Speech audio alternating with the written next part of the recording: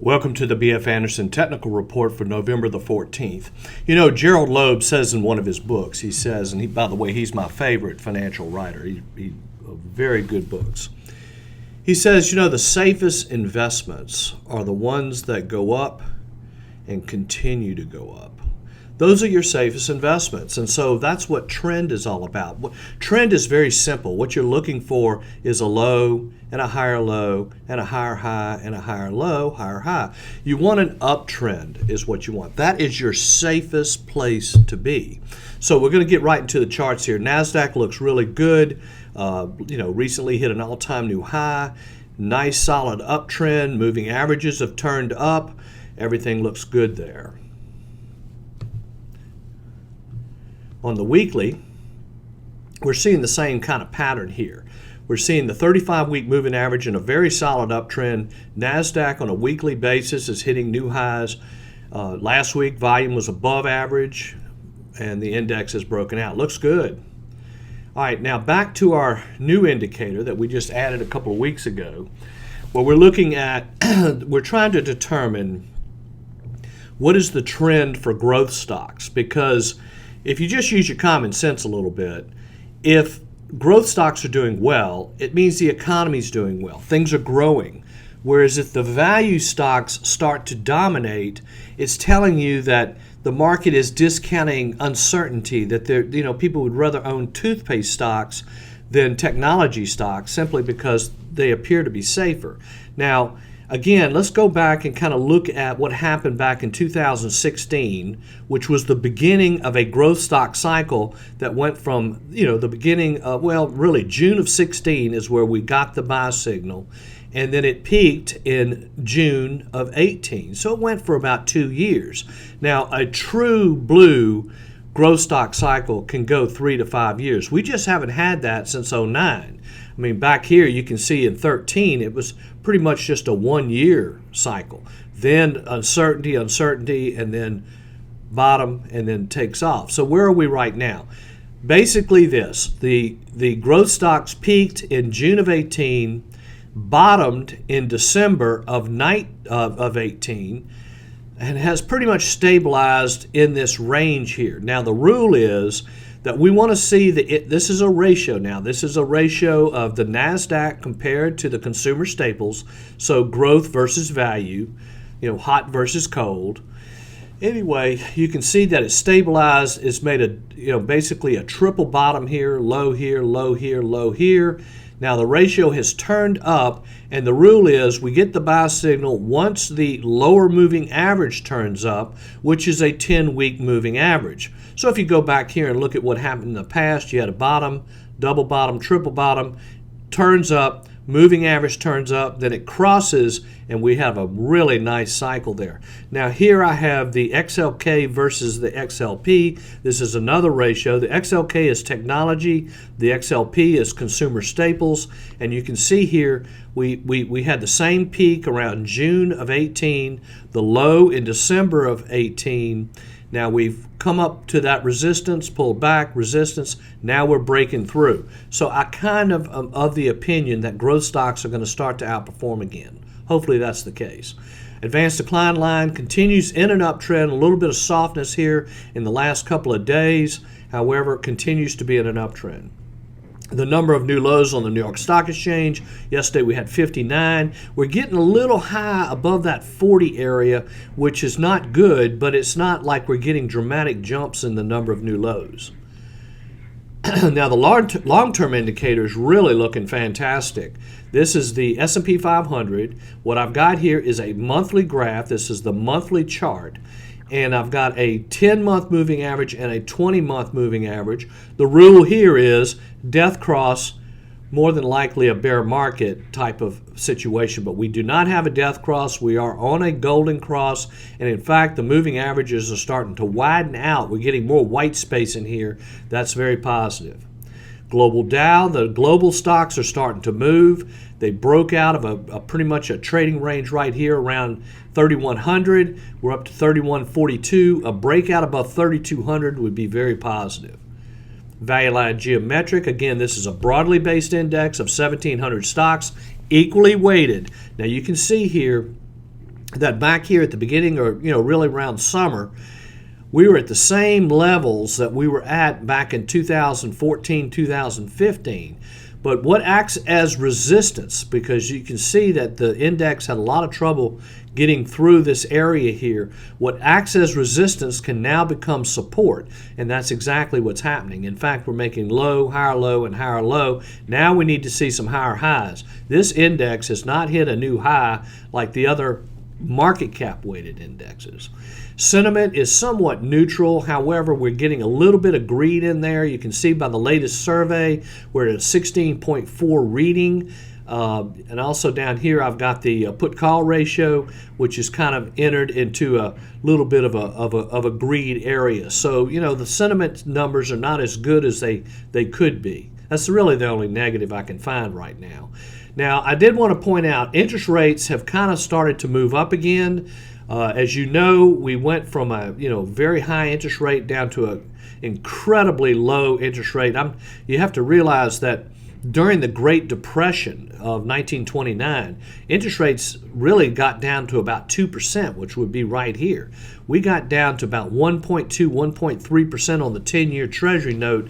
However, interest rates have been trending back up again, broke out of somewhat of a range.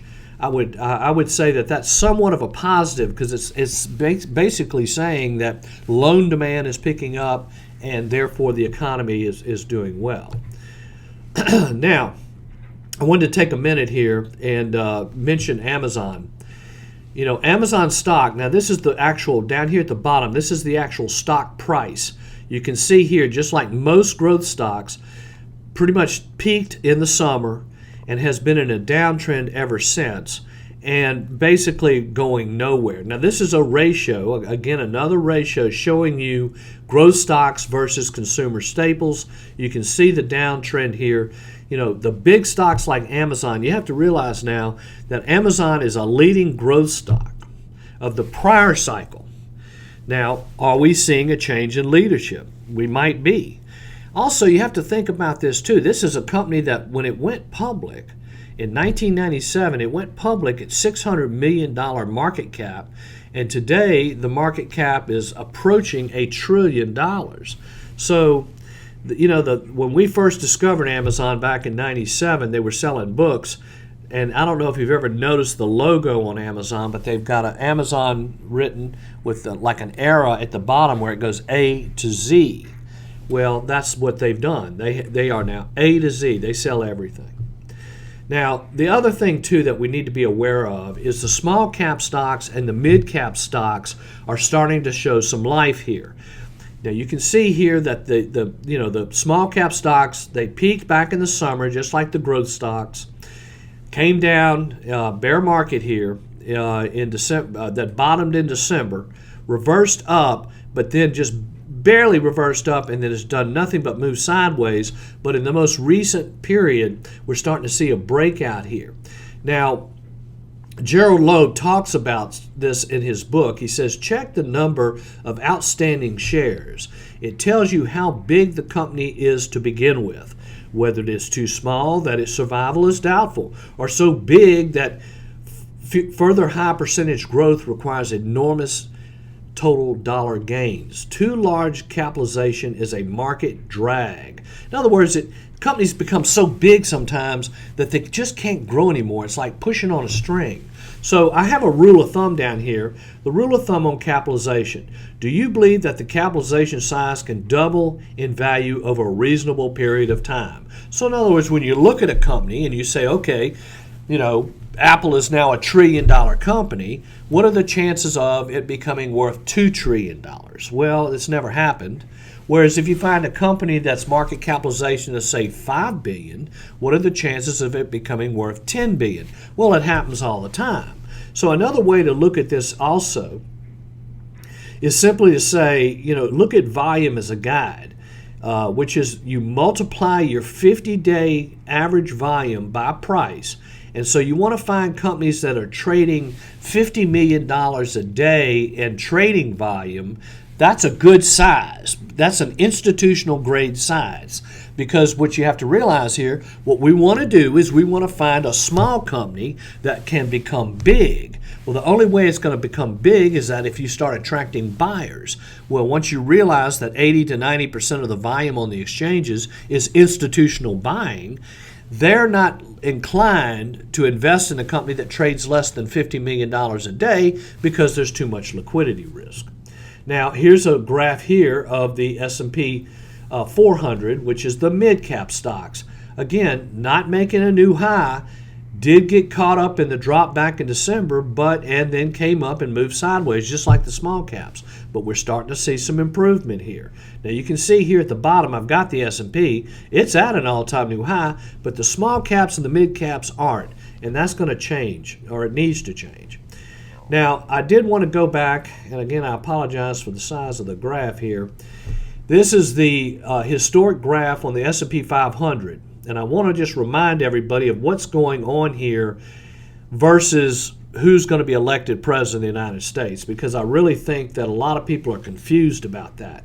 The first thing that we're going to look at is the period between December 31st, 1981 and March 24th of 2000. During that period, the S&P 500 climbed 1,146% in 18.24 years. So in other words, you made roughly 11 to 12 times your money if you just bought the S&P 500 back in 1981. Now, back in 1984, there were 74 million baby boomers, and they hit what we call the consumption sweet spot. Now, the consumption sweet spot is ages 35 to 54. So 1984, the baby boomers hit the sweet spot at age 35. You can see the golden cross here in the 1020. Then we rallied, and then it peaked in 2000 when the baby boomers hit 54. So there's definitely a correlation here with supply and demand, where you've got more people coming into the system that are consuming. So right now, as of 2016, the millennials, which are 84 million people, whereas the baby boomers were 74 million, so there's more millennials than baby boomers, so there's more consumption, and they just hit the sweet spot in 2016 right here. Well, excuse me, right here. And you can see the golden cross again on the S&P. So what this infers is that we could be in a bull market here that could last till 2035 if this demographic study has any validity. Now let's get into the top 5. These are the ones we're watching. Dexcom, medical supplies, basically involved in treatment in a system for treating diabetes. This is KLA Corp, which is semiconductor manufacturing, continues to be in a very nice uptrend.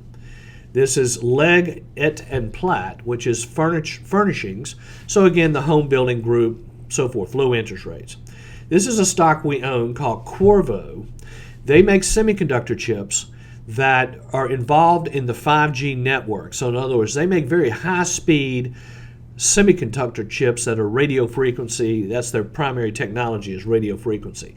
Here is Seattle Genetics, which is a biotech company. They just announced some major breakthroughs in a new drug that they have for the treating of cancer.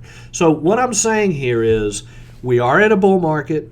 We're going through rotation, which means that the big cap stocks that led, the big cap growth stocks that led the last cycle are probably running out of steam. And so now is the time where you've got to step up to the plate and start looking for the new growth stocks that are going to lead the next cycle. Please call me if you have any questions.